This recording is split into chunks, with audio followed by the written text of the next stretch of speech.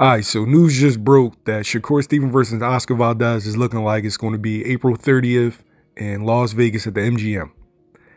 Now, this is a great fight. This is a fight that we've been waiting for. This is really great news for boxing. But the skeptic in me is thinking, why now, Bob? Like, why now? I mean, we've been waiting for this fight for literally months. Why'd you announce this now? The only thing I can think of is the recent lawsuit from Terrence Crawford citing racial bias towards Latino fighters, and that, saying that black fighters can't get the fights that they want, or that it's preferential treatment.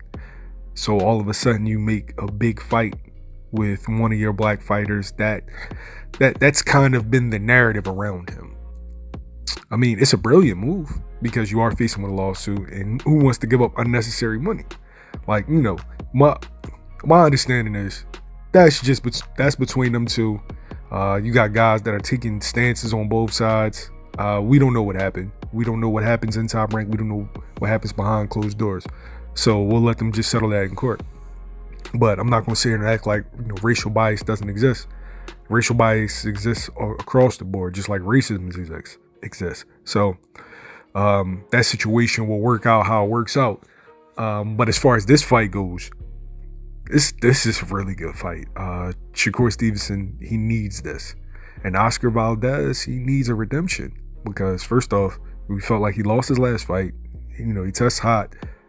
And he needs a statement. He needs a statement that, no, I'm not a dirty fighter. I'm an elite fighter. And, the Robinson Katikiow fight was just, it was just an anomaly. It was, an outlier. But honestly, I don't see him beat Shakur. Stylistically, this fight favors Shakur because the stuff he did to Miguel Burchell, he can't do to Shakur.